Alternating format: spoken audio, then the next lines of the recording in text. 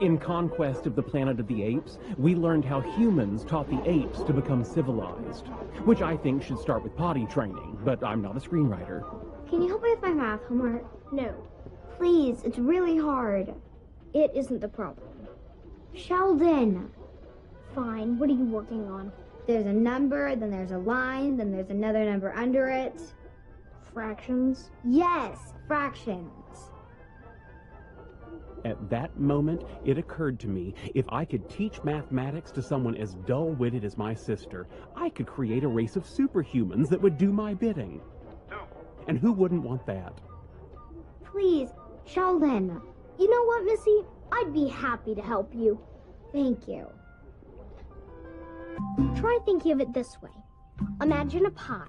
The number on the bottom of the fraction is how many pieces the pie has been sliced into. What kind of pie is it? Doesn't matter. But it would help me picture it if I knew the kind of pie. Fine, it's banana cream. I don't like banana cream. Okay, what kind of pie would you like it to be? What about those little apple pies from McDonald's? Sure. I burned my mouth on one of those. Didn't stop me. I still ate it. So 1/4 of the 12 pieces of pie is... 3? Yes. And 1/3 of the 12 pieces is... 4? Yes. Now how much is 1/3 of the pie plus 1/4 of the pie? Well, 3 plus 4 is 7, but there's 12 pieces. So 7/12ths. It's 12ths. And yes, I did it. Actually, I did it. In less than 10 minutes, I taught fractions to a monkey. All done. Thanks. While we're here, would you like me to introduce you to algebra? Al who? Oh boy. It's not a person, it's an ancient Arabic method of finding the value of variables. Oh. Nah. Clearly, I needed a more sophisticated technique to motivate my simian sister. Are you sure? If you learn a little algebra, I'll give you a banana. Sine plus cosine equals 1. Sheldon. I don't want to embarrass you, so I'm going to give you a moment to think about what you just said. Ms. McElroy? What? I'm wondering if you read the book you assigned to us, because I did. 20 laps. Cooper? If you're going to ask us to run, don't you think you should lead by example? I mean, why'd I bother becoming a teacher? He knows what I'm going to say before I say it, or I say it and look like a dumbbell. Ms. Ingram, can I offer a suggestion? What? Never mind, you do it your way. No, you tell me. Tell me how I'm wrong. You assumed an extra axiom of Euclidean geometry without stating it. Was he right? Of course he's right. He's always right. Tell you what I do. I send him on little errands. Like the other day, I told him, go to the supply room and get me a Framistan. What's a Framistan? No such thing. I made it up. He was gone, the whole feeling. Genius. I'm using that. Don't use Framistan. That's mine. What's going on here? You said he was going away. Liar. It's 11 o'clock in the morning, guys.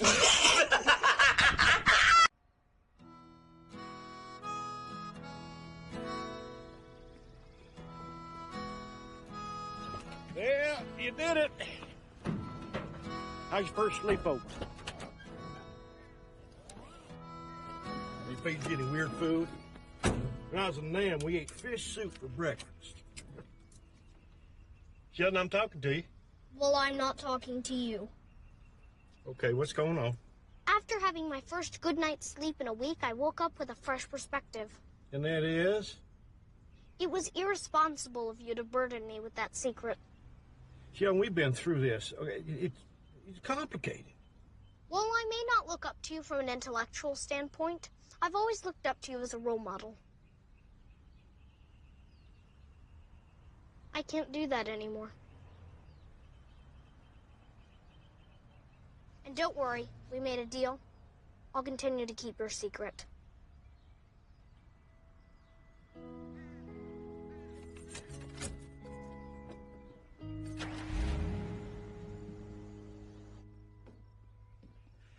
Hey, What's up?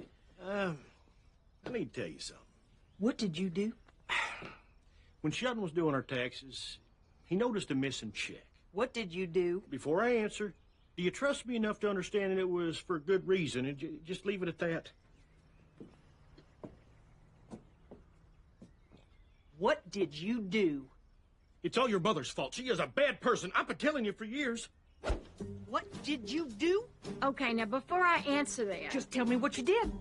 I got a DWI. It's not as bad as it sounds. How is driving drunk not bad? I wasn't exactly driving. I don't follow. I was at the dog track with Georgie, and I had a few. Georgie? With God as my witness, I've never been to the dog track in my life. She knows. Oh, I've been there a bunch. Will someone please tell me what happened? Okay. Me and Meemaw were in the bar at the track. You took him to a bar? He wasn't drinking. She had a few too many margaritas, so I drove us home. But you don't have a license. That's why we swapped places after the cop pulled us over. Oh, dear Lord. I had nothing to do with this part. Shut up. You'll do. I didn't want Georgie to get into trouble, so I got behind the wheel before the cop walked up. And then I got arrested, and he bailed me out. So you all thought you should keep this from me? 100%. Okay, here's what's going to happen. You and you are staying at her house until I say otherwise. One could argue I was a hero in this story. You went gambling, and you drove without a license, and you lied to my face. Heroically. Go.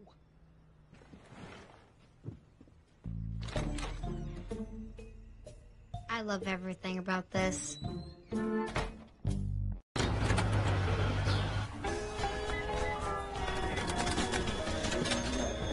Pardon me. I'm interested in getting some jewelry. Well, sure. What's the occasion? There's a young lady, and I'd like to get her something special. Well, aren't you sweet? I like to think so. So what are you looking for? A necklace? Ankle bracelet? Earrings? Tough to choose between her neck, ankles, and ears. They're all smoking hot. Well, let me tell you the mood. You mix a bag of these with a bag of these. Heaven. You just want me to buy 2 bags. I just want you to be happy. Fine. And now I'm happy. Veronica! Oh, hey! Come here, I got something for you. Ooh, is it candy? No, but it is pretty sweet. Georgie, what did you do? Just open it. This looks expensive. It was. Check out the price tag. $100? And that's without tax. I can't accept this. But I bought it for you. Well, you shouldn't have. I don't get you. I went out of my way to buy you something nice and you don't even want it. Georgie, it's too much. I mean, you're not going to impress me by throwing money around. You sure? And Material Girl, Madonna loves it. See you tomorrow. Georgie.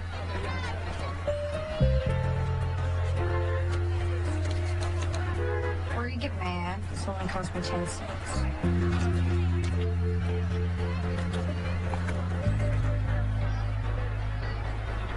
I saw you smile. Go away, Georgie. You can eat it or wear it. It's up to you.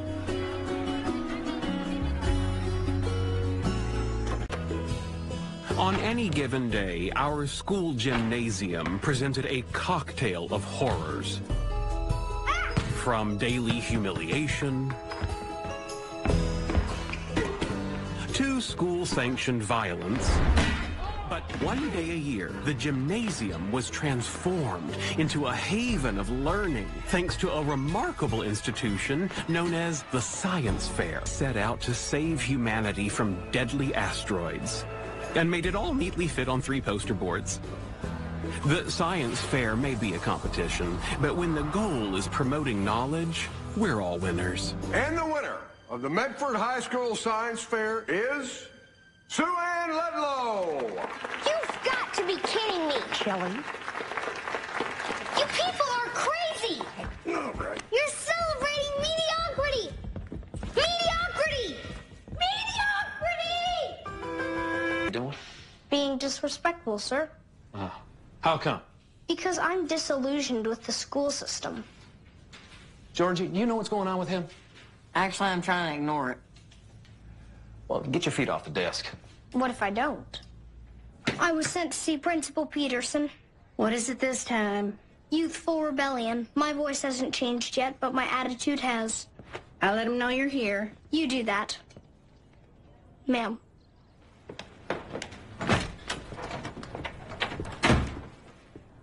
Sheldon Cooper's outside. Who sent him now? Givens. Well, you know what? Givens needs to man up. Cooper's a little boy. It's not hard to handle him. I'll send him in. Hold on a minute. Does he know I'm in here? Attention, students and faculty. Oh, no. This is Sheldon Lee Cooper. What the hell? We're taught that hard work pays off, but that's not true. I came up with a solution to save Earth from killer asteroids and lost the science fair to Sue Ann Ludlow and her frizzy hair machine. But it wasn't just me who lost. We all lost. Wake up, people. The system's broken. Real innovation isn't valued. Nowadays, it's all about flash and style. I blame MTV. Luckily, my parents can't afford cable. We can afford it. I urge you all to rise up. They can't send everyone to the principal's office. Chew gum in class. Use a #1 pencil. Go nuts. This is Sheldon Lee Cooper signing off. Live long and prosper.